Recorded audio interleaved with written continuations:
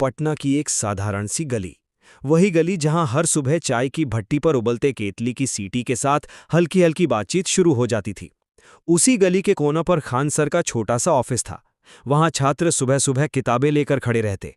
किसी को इतिहास समझना था, किसी को विज्ञान, और किसी को बस हंसी मजाक सुनकर तनाव दूर करना था। खान सर की आदत थी कि वे पढ़ाते पढ़ाते कभी राजनीति पर तंज कसते, कभी क्रिकेट का उदाहरण देते, और कभी कभी तो क्लास ही कॉमेडी शो में बदल जाता। लेकिन इस बार कुछ अलग होने वाला था। बुलावा। एक दिन जैसे ही खान सर ने मोबाइल उठाया, स्क्रीन पर एक अनजान नंबर चमक रहा था। उन्होंने सोचा, फिर से कोई छात्र होगा जो देर रात में डाउट पूछ रहा होगा। लेकिन जैसे ही फोन रिसीव हुआ, दूसरी तरफ से मीठी सी आवाज आई। नमस्ते सर, मैं कौन बनेगा करोड़पति के प्रोडक्शन टीम से बोल रही हूं। आपको इस सीजन में स्पेशल गेस्ट के तौर पर आमंत्रित किया जा रहा है। खान सर पहले तो हंसे। अरे बहन जी, मजाक मत करिए। मैं तो बस पटना का एक मामूली सा टीचर हूं। वहां बड़े बड़े लोग जाते हैं, नेता, अभिनेता, डॉक्टर। मैं कहाँ? लेकिन जब ईमेल आया, उस पर सोनी टीवी का लोगो चमक रहा था, तो उनकी आंखें फटी की फटी रह गई। अब कोई शक नहीं रहा, ये सपना नहीं, हकीकत थी। तैयारी। खबर फैलते ही पटना में हलचल मच गई। छात्र बोली मारने लगे, सर अब तो आप करोड़पति बनकर ही लौटेंगे। कोई कहता, सर वहां जाकर भी मजाक उड़ाइएगा, वरना मजा नहीं आएगा। तो कोई छात्र ये सोचकर परेशान था कि अगर सर वहां जाकर इतिहास वाले प्रश्न गलत कर देंगे तो हमारी इज्जत भी गई। खान सर खुद सोच में पड़ गए। अरे बाप रे, यहां तो क्लास में सवाल का जवाब देने से पहले मैं खुद ही पूछ लेता हूं, लेकिन वहां तो बिग बी, अमिताभ बच्चन पूछेंगे, और सामने कैमरे, लाइट, दर्शक। हाँ भाई, दिमाग का सीपीयू ही हिल जाएगा। उन्होंने अपनी टीम से कहा, भाई अब रिवीजन करना पड़ेगा। जीके से लेकर करंट अफेयर्स तक सब झाड़ फूक कर लो, वरना टीवी पर सब लोग कहेंगे, अरे ये तो वही खान सर हैं जिनका सारा ज्ञान सिर्फ मजाक तक सीमित है। घर की हलचल। घर में भी खुशी का माहौल था। खान सर की मां ने कहा, बेटा अब तू टीवी पर आएगा तो हमारी मोहल्ले की इज्जत और बढ़ जाएगी। लेकिन ध्यान रहे, बच्चन साहब से आंख में आंख डालकर बात करना, डरना मत। उनकी भाभी बोली, देखो जीजा जी, एकदम वीआईपी की तरह तैयार होकर जाना, सूट बूट पहनना, वरना आप तो क्लास में पायजामा कुर्ता में ही पढ़ा देते हैं। खान सर हंसकर बोले, अरे सूट बूट पहन लूंगा, लेकिन दिमाग तो वही पुराना पटना वाला चलेगा। पटना से मुंबई। अब दिन तय हुआ, फ्लाइट का टिकट आया। खान सर पहली बार बिजनेस क्लास में बैठे। एयर होस्टेस ने जैसे ही पूछा, सर कॉफी या जूस, तो खान सर ने मुस्कुराकर जवाब दिया, बहन जी यहां सब फ्री है ना, तो दोनों दे दीजिए। बाकी यात्री हंस पड़े। जब फ्लाइट मुंबई पहुंची तो बाहर मीडिया वाले कैमरा लिए खड़े थे। खान सर की आवाजें गूंज रही थी। खान सर ने हाथ जोड़कर कहा, भाई ऐसे मत करिए, मैं कोई फिल्म स्टार नहीं हूं, बस बच्चों का टीचर हूं। स्टूडियो की पहली झलक। मुंबई के फिल्म सिटी में जैसे ही वे पहुंचे, चारों ओर जगमगाती लाइटें, सेट का भव्य माहौल देखकर उनके मुंह से निकला, अरे बाप रे, ये तो पटना के मेरे क्लासरूम से 1000 गुना बड़ा है। उनके सामने लिखा था, कौन बनेगा करोड़पति, हॉट सीट। खान सर ने गहरी सांस ली और मन ही मन कहा, चल भाई अब खेल शुरू होता है। मुंबई का फिल्म सिटी। जैसे ही गाड़ी केबीसी स्टूडियो के गेट पर रुकी, खान सर की धड़कनें तेज हो गईं। बाहर गार्ड्स, कैमरे और दर्शकों की लंबी कतार।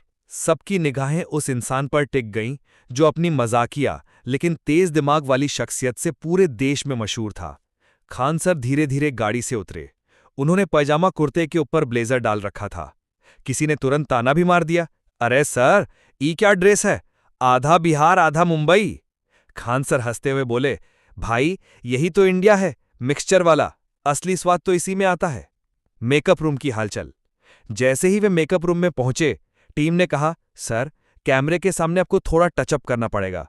खान सर हड़बड़ा गए, भाई मैं तो क्लास में बिना पाउडर के ही अच्छा दिखता हूं, अब ये पाउडर लगाकर लोग कहीं मुझे हीरो न समझ लें।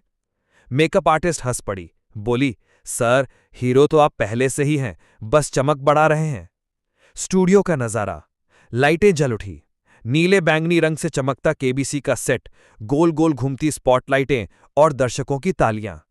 खान सर ने चारों ओर देखा और कहा, अरे ये तो किसी शादी ब्याह के पंडाल से भी ज्यादा चमक चमाता है। अमिताभ बच्चन का आगमन हुआ। अचानक बैकग्राउंड में वो मशहूर आवाज गूंजी, देवियों और सज्जनों। पूरा स्टूडियो खड़ा हो गया। सबके सामने शान से चलते हुए आए सदी के महानायक अमिताभ बच्चन। खान सर ने उन्हें देखा और चौंक कर बोले, अरे बाप रे बाप, ये तो वही हैं जिनकी फिल्म देखकर हम बचपन में हीरो बनने का सपना देखने लगे थे।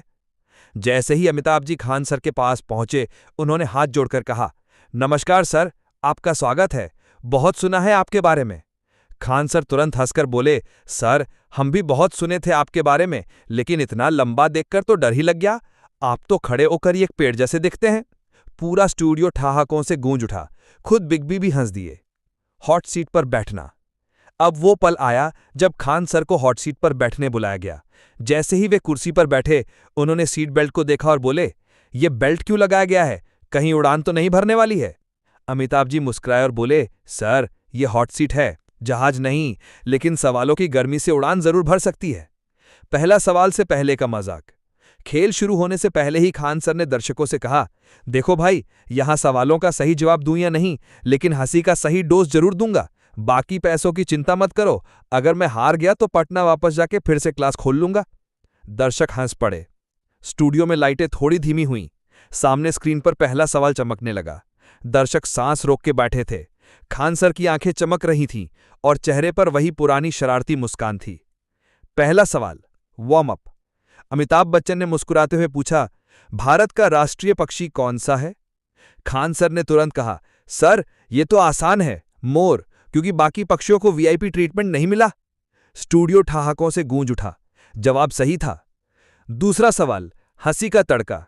अब स्क्रीन पर आया, इनमें से कौन सा खेल बैट और बॉल से खेला जाता है? ए फुटबॉल, बी क्रिकेट, सी कबड्डी, डी खो खो।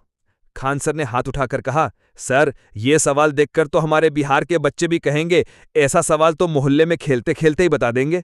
इसका जवाब है क्रिकेट, और अगर किसी ने कबड्डी कहा तो समझो उसने बैट से पिटाई ही खाई होगी। सही जवाब। दर्शक फिर से ताली बजाने लगे। तीसरा सवाल, थोड़ा पेचीदा। अब सवाल आया, भारत के संविधान की प्रस्तावना में समाजवादी और धर्मनिरपेक्ष शब्द किस संशोधन द्वारा जोड़े गए थे? खान सर ने गहरी सांस ली, बोले, अरे ये तो सीधा जीएस का सवाल है, मेरे बच्चे तो इसे नींद में भी बता देंगे। जवाब है 42वां संशोधन। अमिताभ जी बोले, बिल्कुल सही जवाब। लाइफलाइन का मजा। अब सवाल थोड़ा कठिन हो गया। स्क्रीन पर आया, विश्व का सबसे बड़ा रेगिस्तान कौन सा है? खान सर ने मुस्कुराकर कहा, सर ये तो बड़ा पेचीदा है, सबको लगता है सहारा ही सबसे बड़ा है, लेकिन सही जवाब अंटार्कटिका है। लेकिन चलिए थोड़ा ड्रामा करते हैं, ऑडियंस पोल मारिए। जैसे ही ऑडियंस पोल आया, 70% लोगों ने सहारा चुना। खान सर बोले, देखा सर, यही तो दिक्कत है, लोग पढ़ाई में ध्यान नहीं देते। ऑडियंस पोल भी बिहार के क्लास टेस्ट जैसा हो गया। फिर उन्होंने सही जवाब दिया, अंटार्कटिका। स्टूडियो ताली बजाने लगा। मजाक और ज्ञान साथ साथ। बीच में अमिताभ जी ने पूछा, सर आप इतना मजाक करते हैं, कभी गंभीर भी होते हैं? खान सर बोले, सर गंभीर तो तब होते हैं जब घर वाले पूछते हैं, पढ़ाने से आखिर घर कैसे चलेगा, बाकी सब समय हंसी ही हंसी है। पूरा माहौल हल्का फुल्का हो गया। 7 करोड़ का रास्ता। धीरे धीरे सवार बढ़ते गए। खान सर 25 लाख, 50 लाख और फिर 1 करोड़ तक पहुंच गए। दर्शक खड़े होकर ताली बजा रहे थे। अब बारी थी उस सवाल की जो उन्हें 7 करोड़ की ओर ले जाने वाला था। अमिताभ जी ने गहरी आवाज में कहा, अगर आप ये सवाल सही कर देते हैं तो आप बन जाएंगे करोड़पति। सवाल था, रामचरितमानस को किसने लिखा? खान सर ने तुरंत कहा, सर ये तो पटना के बच्चे भी बता देंगे, गोस्वामी तुलसीदास। सही जवाब। स्टूडियो गूंज उठा, खान सर, खान सर। 7 करोड़ का बड़ा सवाल। पूरा स्टूडियो खड़ा हो गया। रोशनी और भी तेज हो गई। अमिताभ बच्चन ने गंभीर आवाज में कहा, खान सर ये है आपका 7 करोड़ का सवाल, ध्यान से सुनिए। सवाल था, पृथ्वी पर सबसे पहला उपग्रह किस देश ने छोड़ा था और उसका नाम क्या था? खान सर ने गहरी सांस ली। बोले, सर ये इतिहास और विज्ञान का मिला जुला सवाल है। इसका जवाब है सोवियत संघ, यूएसएसआर, और उपग्रह का नाम था स्पुतनिक 1। अमिताभ जी ने थोड़ी देर चुप रहकर कहा, क्या ये आपका अंतिम उत्तर है? खान सर ने जोश में कहा, हाँ सर, अंतिम और फाइनल, जैसे बिहार बोर्ड का रिजल्ट फाइनल होता है। नतीजा।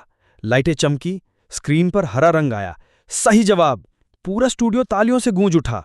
दर्शक खड़े होकर झूमने लगे।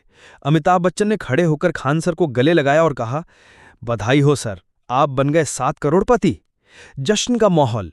जैसे ही परिणाम घोषित हुआ खान सर उछल पड़े। बोले, सर ये पैसे तो मैं बच्चों की पढ़ाई, गरीबों की मदद और अपने देश की सेवा में लगाऊंगा। खुद के लिए तो बस 2 कप चाय काफ़ी है। दर्शकों की आंखें नम हो गईं। किसी ने कहा, देखो असली हीरो तो यही हैं, करोड़पति बनकर भी जमीन से जुड़े हुए हैं। परिवार की प्रतिक्रिया। पटना में टीवी पर यह सब लाइव देखा जा रहा था। उनकी मां रो पड़ी, बोली, आज मेरा बेटा सचमुच महान हो गया। पैसे से नहीं, दिल से। मोहल्ले वाले मिठाई बांटने लगे, बच्चे नाचने लगे, हमारे सर टीवी पर जीत गए। मीडिया और सोशल मीडिया।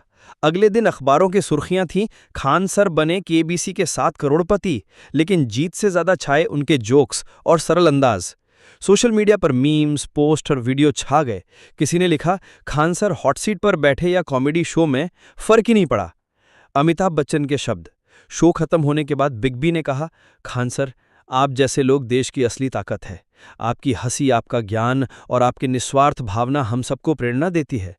खान सर झुककर बोले, सर असली ताकत तो आपके जैसे लोगों का आशीर्वाद है। हम तो बस छोटे से टीचर हैं। खान सर का पटना वापसी। जब वो मुंबई से लौटे, पटना एयरपोर्ट पर हजारों लोग उनका इंतजार कर रहे थे। खान सर जिंदाबाद, खान सर अमर रहें के नारे लग रहे थे। खान सर हंसते हुए बोले, अरे भाई मैं नेता नहीं हूं, बस पढ़ाने वाला हूं। असली जिंदाबाद तब होगा जब हमारे बच्चे आगे बढ़ेंगे। खान सर से सीख। इस पूरे सफर ने एक बात साफ कर दी, अगर इंसान सच्चे दिल से मेहनत करे, हंसी मजाक में भी ज्ञान बांटे और दूसरों की भलाई सोचे, तो वो जहां भी जाएगा वहीं रोशनी फैला देगा। खान सर करोड़पति बने या न बने, लेकिन असली दौलत थी उनकी सादगी, उनकी हंसी और उनके छात्र।